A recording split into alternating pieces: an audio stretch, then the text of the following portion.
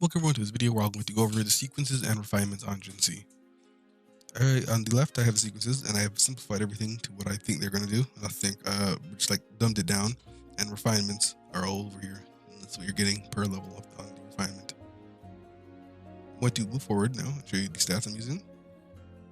So the weapon is going to be 90 with a base attack of 588. Add that with Jinhsi's base attack of 413 and I get 1001. And this, all my attack percent from echoes are here. My flat is also here.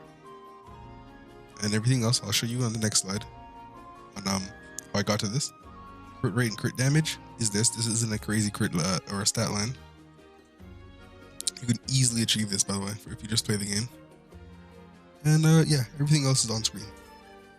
So, and then 135 crit value and echoes looks like, look at these substats, and that's that. So it's nothing too insane.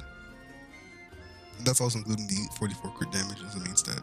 I'm using one element bonus and one attack. This is going to be the best one on Jinhsi because of her inherent. Now, if we take a look at base Jinhsi, the orange number is the average damage you're going to do. So when I say all four basics, I mean basic attack from 1 to 4, and I squished them all together and I got one number, and here's the average you're going to do with all four basic attacks. These are not the incantation auto attacks, these are just normal auto attacks. This is done here so I can show you any damage increase you're going to get on normal attacks.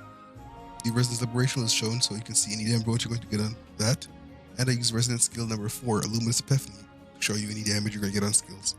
Now it's a little unfair here because you won't be seeing how much damage you get on your normal skills, because a lot of things only affect this, but it'll give you a rough idea.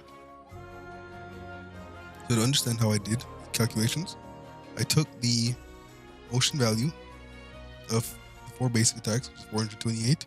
That went through my attack. That goes through my crit multiplier. You get your crit multiplier by multiplying your crit rate by your crit damage, then add 1. This goes through the enemy's defense. That'll go through the damage bonus. And then every enemy in the game has 10% damage reduction. So I just threw that over here as well. And then we get this number. So with that all the way, you'll see that I did that for everything. I can pick up the pace little now. And the orange number, if you're interested in, that is where you're going to see average damage. You can go ahead and look at the increase from normal to refinement 1. It is nothing on normal attacks and a 5.5 on skills. Very tiny buff. But that's just refinements in general. They have never been worth it in my opinion. And they're only for whales. And here's refinement 2, refinement 3, 4, and 5.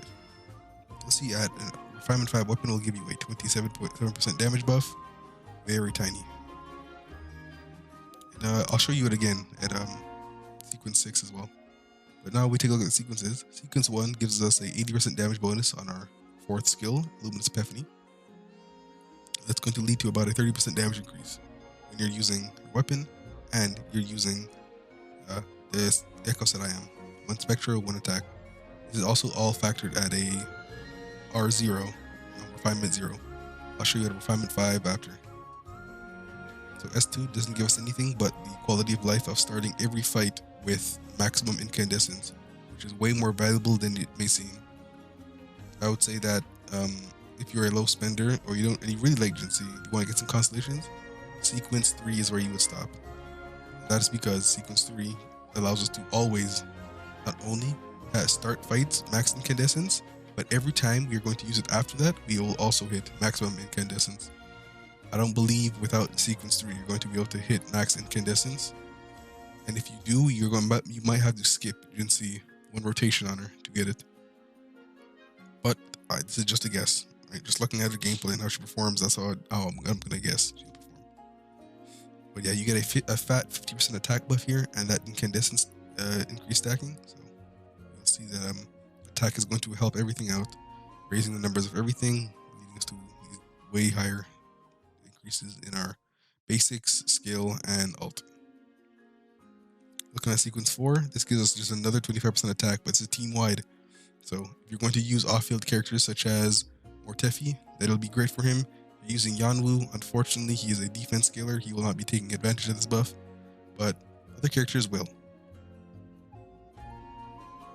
At sequence 5, this is going to give us a fat damage buff on the ultimate, increasing it by 120%. Now, it does not state that it is additive, but it is multiplicative.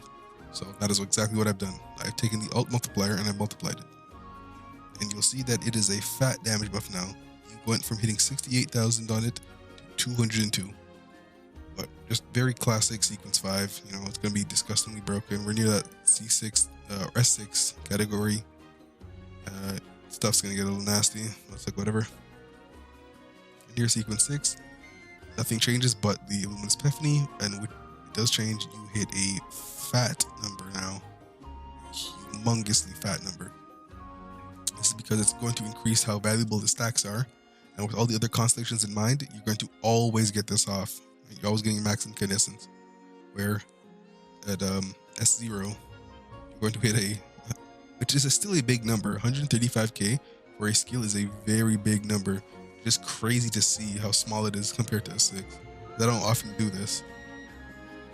And then when we put R5 with S6, you'll see how worthless R5 is. In the big picture, right? If you're already going for S6, you don't need R5. I'm talking to the one person that's actually going for S6, by the way. You'll see that it's such a puny damage buff compared to S6. Very puny. But yeah, that's everything you need. To summarize everything up, I would say if you really want constellations for her, but you're not a millionaire, stop at S3. That's all you need. S3 is where I would stop if I really like this character to the point where I want to take constellations. 100% S3, because you're getting your maximum incandescence on start. You're going to always be able to hit maximum incandescence without trying too hard. You're going to get a fat damage buff on her. Your skill is doing 80% more damage. It just outweighs. And then past S3, everything else is just damage buffs. Right? Why would you need a damage buff on a character already hitting this type of damage? You don't need it. You're going to be able to clear everything with a decent challenge, right? You're not going to be one-shotting, of course, but you're going to have at least a little bit of a challenge moving forward. And yeah, I think that's everything I wanted to concur in this video. It was a little informative. And yeah, with that being said, peace out.